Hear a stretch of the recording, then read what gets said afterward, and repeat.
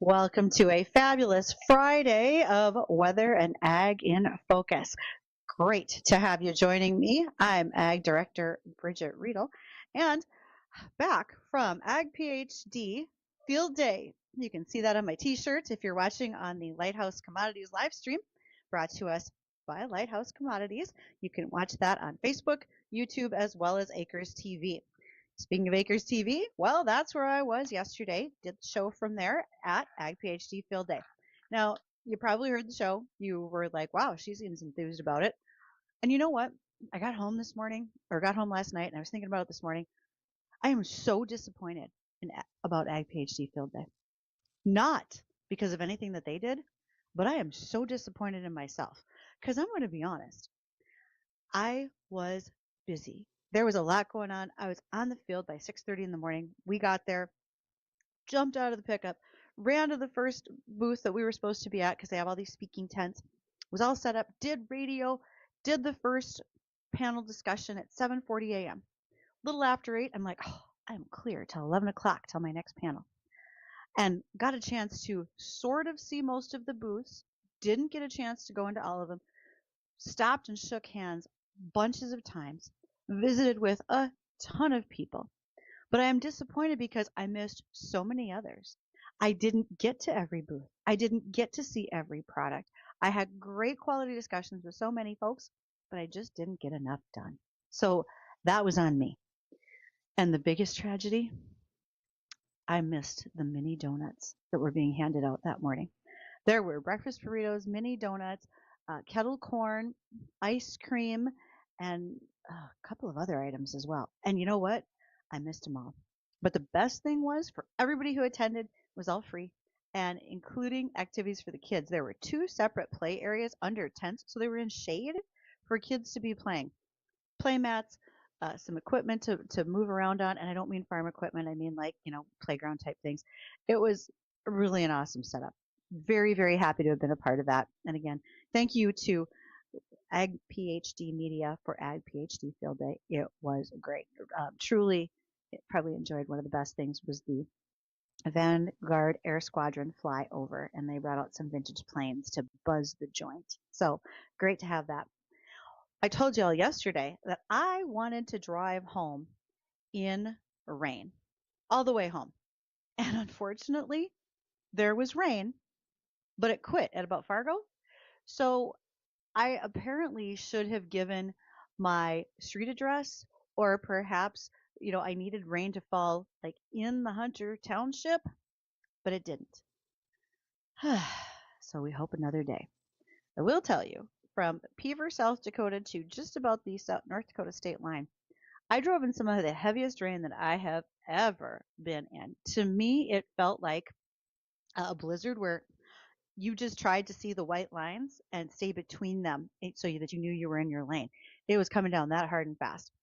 This morning, I have learned that in that Sisseton area, between 6 to 7 inches of rainfall yesterday afternoon, and it was definitely coming in a short amount of time.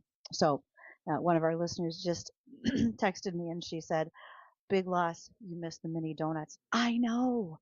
I could smell them when I was walking around, and yet I didn't even get any. Whew. Next year on July 29th, that's a Thursday, I'm going to try again at the Ag PhD Field Day. But as I mentioned, that rainfall, I believe that we have a Friday baseball forecast from Dean. Let's hear what it has to say.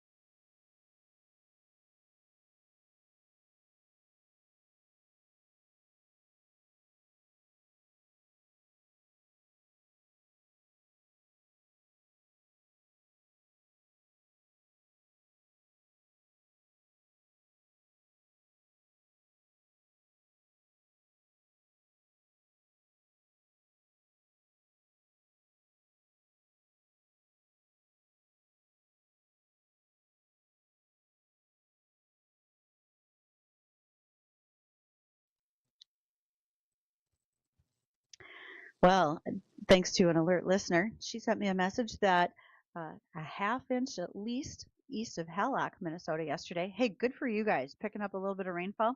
For anyone else who has been getting some rain and would like to let me know, you can give us a call on the JLA Insurance phone line, 701-293-9000. Nate Thorsrud, he's a farmer too. He's happy to help you with all your insurance needs, not just crop insurance. And you can always send me emails, ag@flagfamily.com. Happy to see them. Um, I pulled up the U.S. Drought Monitor as well. Most recently updated this week shows that we have abnormally dry areas expanding across North Dakota.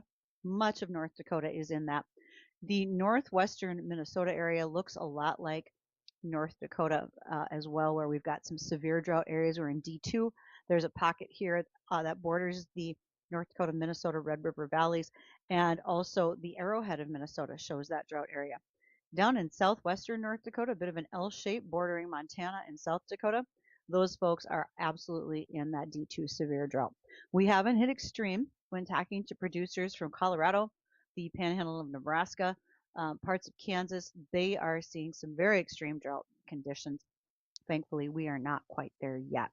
So thankful to look at that drought monitor. And remember, all of us can help to give better information for that monitor on a weekly basis. Want to know how? Well, just email me that, ag@flagfamily.com.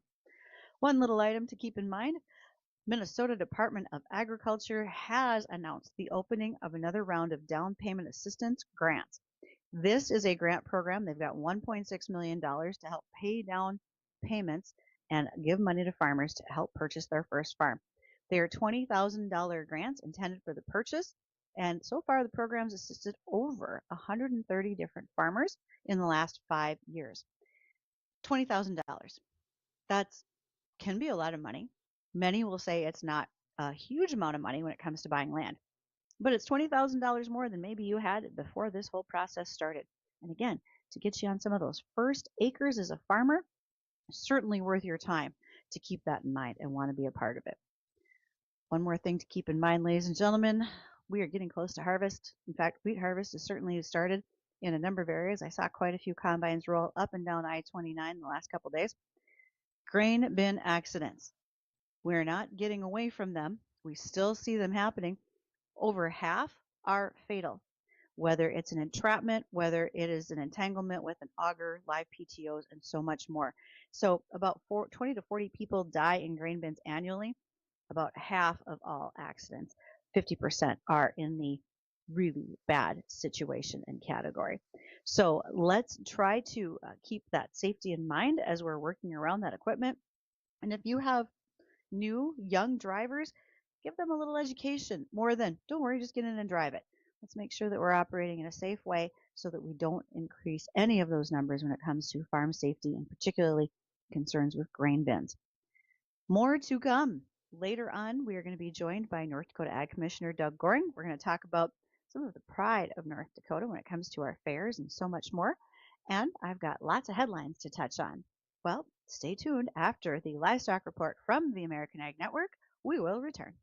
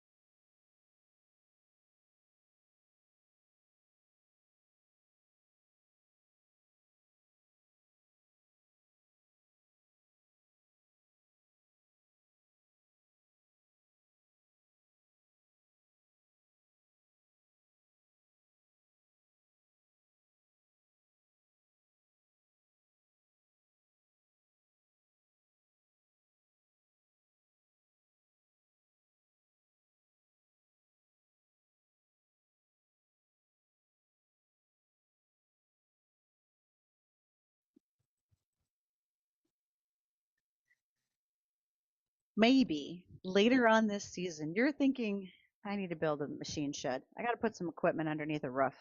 Or it's time to upgrade the shop overall. Here's your chance to talk to Anderco. Anderco Enterprises will help you with new steel commercial, industrial, and ag buildings. They've been doing it for over 20 years. Whether it's your business or your farm, they want to help everyone across the region do better with their reliability, the fact that they are the trusted resource from start to finish on the project. They can do warehouses, heated shops, steel frames, barn dominiums. They got it all. And that's Anderco Enterprises. You can call them at 701-277-7078 or just go to their website, andercoenterprises.com, which is strength built to last. Speaking of strength that's built to last, here we are celebrating America's 250th birthday this year. And every month we've had the opportunity to visit with our Ag Commissioner, Doug Goehring, about the history with agriculture across our state as it leads into what's been happening with the U.S. and celebrating our birthday. We started out talking about centennial farms in January. We've talked about homesteading, innovations, stewardship and conservation, and really, all the things that we do to put North Dakota on the map, whether it's with our row crop, also our livestock. And now here we are in July. It's hot, really hot. And that's how I know it's fair season because nothing like sweating your eyebrows off at the county or the state fair. And that's what we're about to do. So let's do a little bit of history with Ag Commissioner Doug Goehring. How are you today, Commissioner? I'm doing well. Good to be here. Well, thanks for taking the time. I know you're traveling, so I love the fact that you really had the chance to sit down with us today. Thanks. Yeah, no, it's great. I'm glad we could do this. And with just wrapping up the state fair, knowing that there's still some other fairs out there, it's a good opportunity to talk about them. Okay, there are some very old fairs in the state, and I kind of forget about that history. My hometown would be part of the Tri County Fair. We're not even close to being the oldest. Who are some of the others, if you recall? So there was a fair. I'd probably call it an exhibition, but in 1873, up in Fargo, they actually get maybe the first recognition for having an exhibition that was similar or looked like a fair. But the first established fair was actually in Bottineau County, and it was established in 1875. Pretty amazing. It's still operating today. The next one would be Pembina County Fair, and that was in 1894. And it's great. I mean, what a great story to tell. When you start to look at why fairs probably existed, think about people were somewhat isolated. They worked and they went to church. Some people never even left the county, let alone leave the state or leave the region or travel across the United States. Maybe they went and saw somebody in Michigan, a family member. And you think about it, they'd come back and they'd be considered worldly travelers. But if you really look at some things that were meant to establish from a county fair type of event, it was to start to bring a community together. It was the social aspect, and thank God for the mothers and the women in our lives because they really create that. Men would just continue to work, but the women were pushing some of these things. The other thing was it's an opportunity to do some comparing. We still do it today. Judge livestock, crops, share practices, build community, have a better understanding of what's going on out there, and it helps us to excel. It helps us and challenges us to do better. So really, county fairs started out as something absolutely fantastic, and they've now people look at them as concerts, entertainment, carnival rides, but we still have that deep connection back to agriculture, which is the core of most of our county fairs and the fair programs themselves. If you grew up with 4-H and FFA and you were an Yeah. exhibitor at a fair, you think about taking livestock, the grain sheaves, the all the projects that you haul into there, and certainly the culmination of that is going to the state fair. And the state fair in Minot actually was designated our state fair in 1965. I was thinking that it happened earlier than that. Tell me if this is an old wives' tale, but I remember this story that as a state legislature, when we were very young as a state, we were designating certain things to certain places. The state hospital was going to Jamestown. Bismarck got the capital. And every town was getting something. So they needed something to go to Yeah. Minot, and that's how they got the state fair. But maybe that's not true. Well, I think there's a hint of truth because if you look at the state's medical facility, UND has the School of Medicine. NDSU, the state's land grant university, was in Fargo.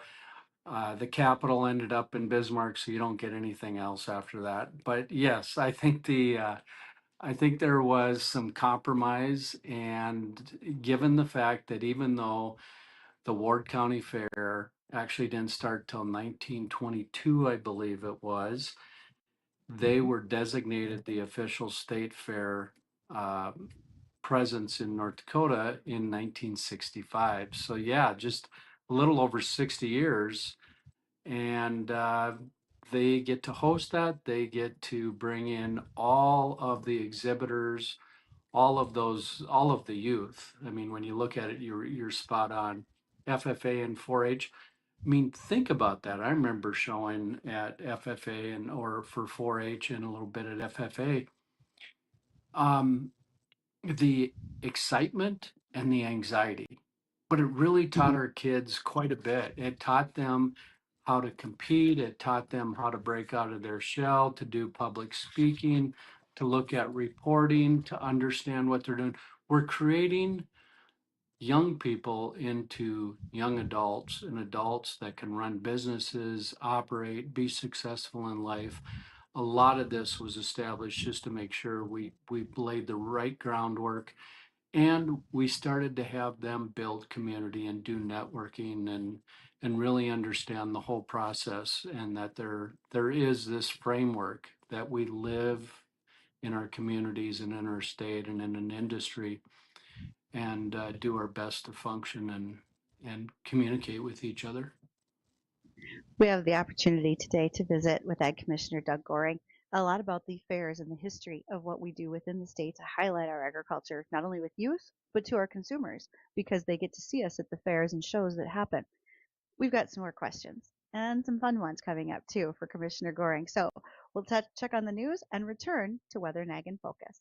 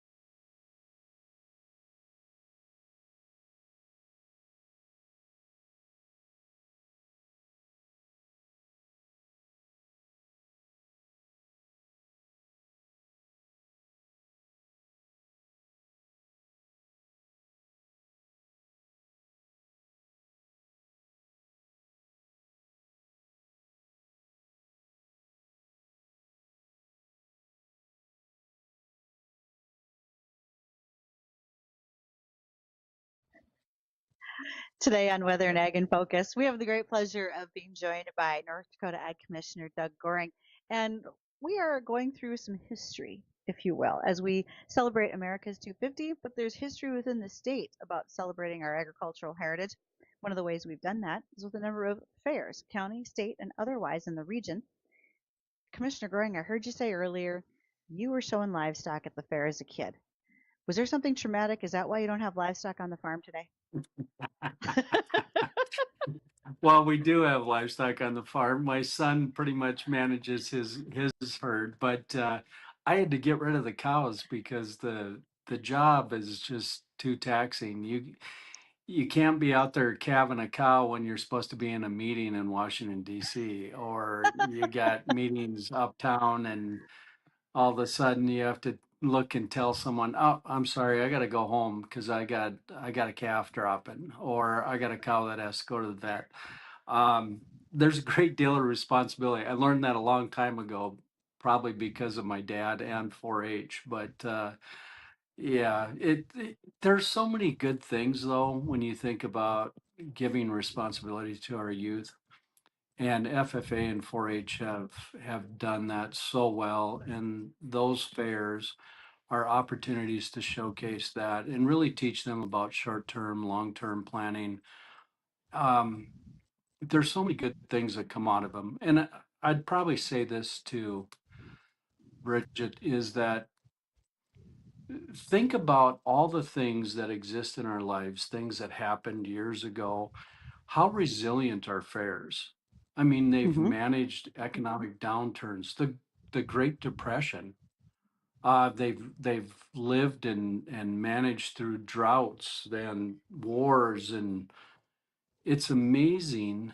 Even the smallpox epidemic and polio epidemic, um, they continue to be there. They continue to thrive and exist in our communities for so many good reasons. And they just benefit our families, they benefit our kids.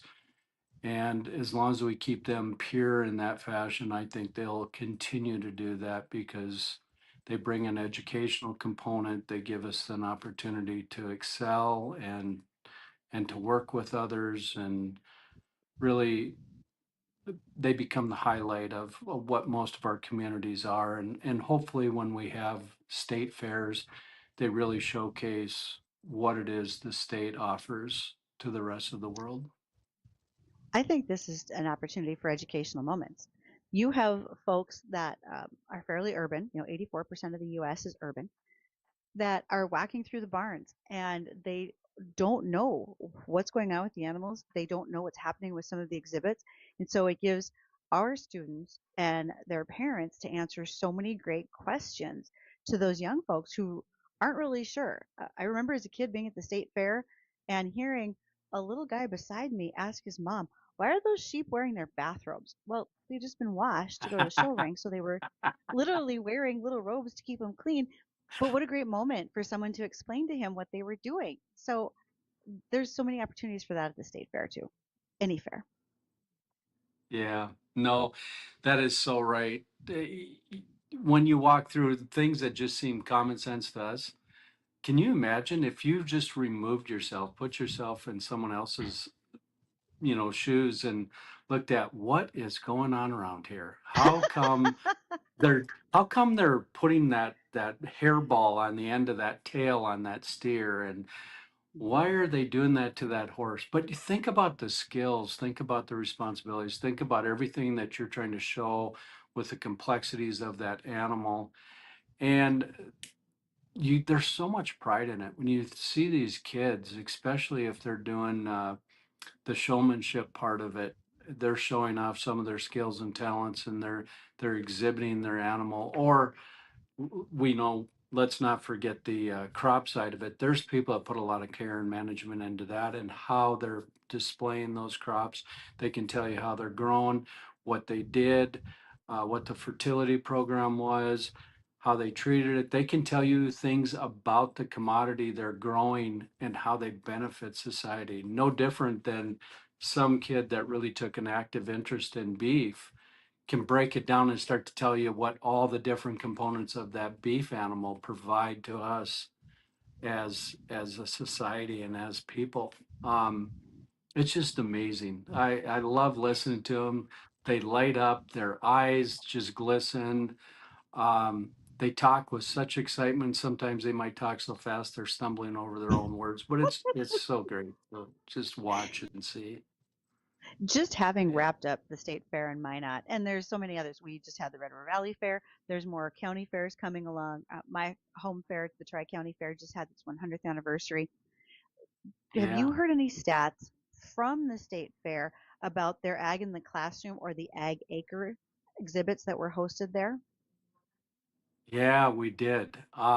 So I actually met with the state board up there and they were happy. We took a picture in front of it. They had over 18,000 visitors to the Ag Acre, and we Mm. had numerous ag organizations and people out there were like, this is awesome. How can we support this and grow it in the future? Well, that's going to take some work with the state fair to do that. They're going to have to give us some more space, and but we're confident we could do it. But we're really happy that it was so well received, and we put in another component into that mix. We had a Pride of Dakota little market showcase there, and there were some great vendors that brought in products from throughout the state and had a chance to display them. But there were things I even walked through there, and I told Katrina and Michelle, this is impressive because there's things I actually learned. Not that I'm not trainable and teachable. I don't know everything, but there were some really interesting things that I saw there, and I said, God, we got to do more of this. Can we get more types of material information, because kids found it interesting, adults found it interesting, and it fits so well when we're in the Magic Center there, because then you could go to the arena and see all the animals that are being shown there and some of the things that were going on. Um, I love it. It really turned out well and well received. We've received more comments than we've ever received before. So, Commissioner Goehring, here we are. It's July. It is National Ice Cream Month. Some of us are doing our very best to celebrate that and always possible. But it leads to the Yes. question, what's your favorite fair food when you go? Oh, see, someone I kind of give this away. I love Tubby burgers. Oh, they're Yes! just, Me oh, too. I I love the Tubby burgers. Next would be, and we do this just out of habit, corn dogs. We always get a corn dog when we're at the fair. Beyond that, uh, lemonade. I love the Hmm. lemonade they have there. The I don't eat much ice cream there. I wait till I, can sit down and go through a whole gallon or something someplace. But the sweets side of it, not really. And every once in a while, on a really long hot day, uh, and you're sitting around, people want to meet and talk about what's going on. Sometimes we'll do it in the beer garden over Hmm. a Cold one. cold bush light or something. Yeah, yeah. This probably shouldn't Hey, say who they are, but yeah. I grow but that's barley okay. for them, so what the Yeah, heck? you raise barley, but you know what? That barley goes into bush light that then goes to a benefit that helps farm rescue. So drinking a bush That's light is great. really just it's for the farmers. I see that as a positive. Nothing wrong Absolutely. there. Absolutely. All right. Commissioner Goring, thanks for helping us promote agriculture in so many ways, especially when we join up every month. And I hope you have a great rest of your day. Thank you. It was great, Bridget. Have a great day and a good weekend. All right, now we're all going to think about tubby burgers from the state fair for the rest of the day. I'll make it. And I'll make it through this next break. So when we return, we're going to touch on the weather and just a few more headlines.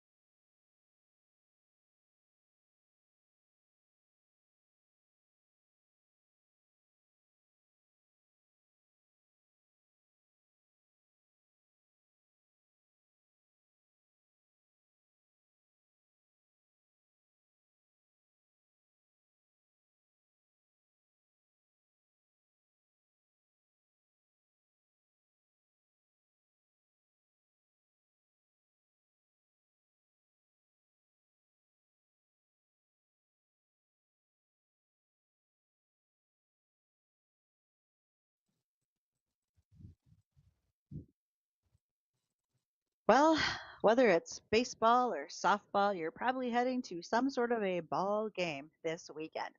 What's the weather going to be like? Well, based on the past history, I'd say hot. I'd plan for you to have some water, something that you can hydrate with. Nonetheless, let's take a little peek at what that Friday ball game forecast might just be.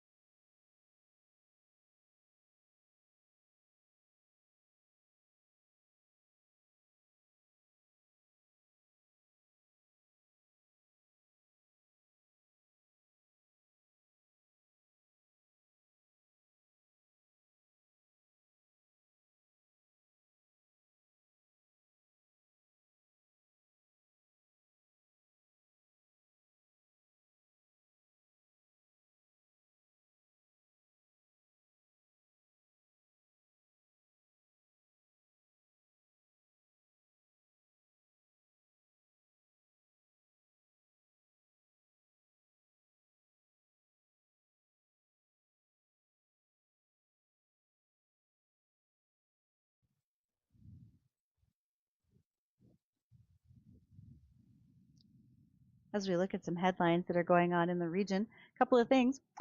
Worldwide, China has resumed buying U.S. ag goods, but USDA says as a country, those purchases are running slightly behind.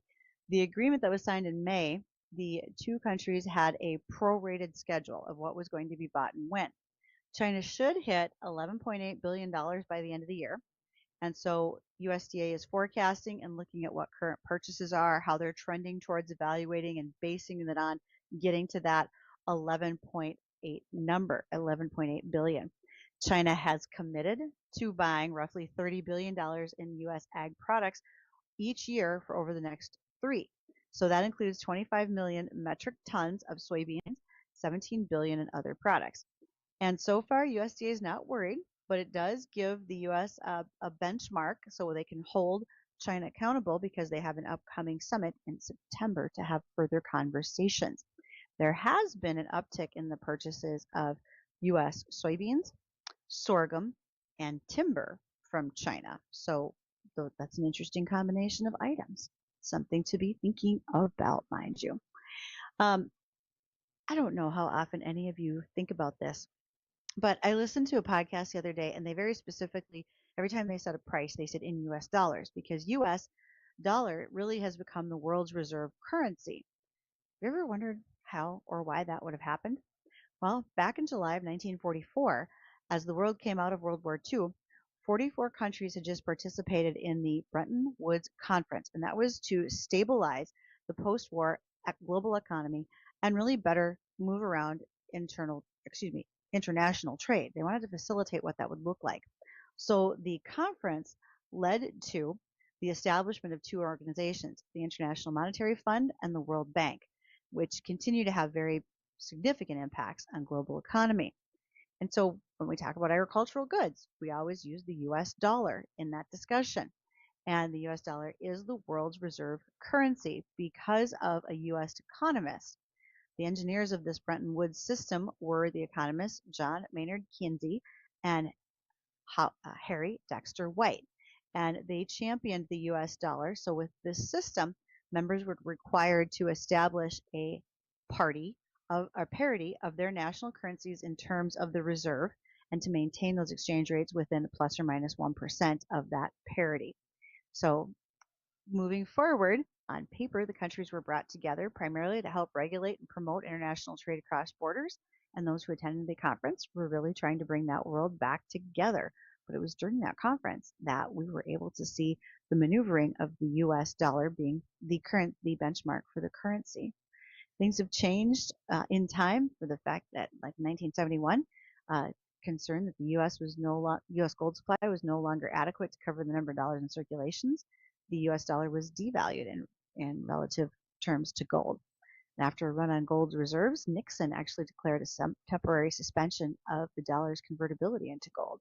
Other little tidbits like that have happened throughout time, but there are reasons why we have that going on. If you head to Farm Fest next week in Redwood Falls, Minnesota, you are encouraged to stop by the Minnesota Department of Ag's exhibit. They will have information on a number of programs and resources, including a free on-site nitrate testing for your private well. So if you have a well on the farm, you want to make sure that you do not have nitrate levels that could be considered elevated or harmful. You can bring those samples along. Municipal water systems everywhere in the state of Minnesota, and actually all states, are monitored, treated, and regulated, but it's up to you as a private landowner to have your wells tested. And nitrate levels can really change over time. So even if you had it tested once before, you should probably do it again. So run your tap cold 5 to 10 minutes, collect 1 cup of water in a clean, sealable container, try to keep it chilled, and then make the Minnesota Department of Ag booth your first stop to get the testing taken care of. We've heard talk about how the USDA is going to lift the ban on imports of Mexican cattle that they imposed more than a year ago because of the New World screwworm. Lots of discussion happening about that right now and reactions to it. Also, there has been, I think it's $25 million recently announced for another sterile fly facility to help in the work of keeping the New World screwworm tamped down and preventing more of its spread. At this point, they are looking at ports of entry in Arizona and New Mexico that are further away from the screwworm infestation in Mexico, and those ports may consider that they are less risky and may start bringing some imports into the U.S. We'll see where all that discussion continues to go. At this point, it's never an easy decision, but we'll hear more about it over time. If you have questions, send me emails, ag@flagfamily.com. But better yet, hang on, Jay Thomas is coming up next.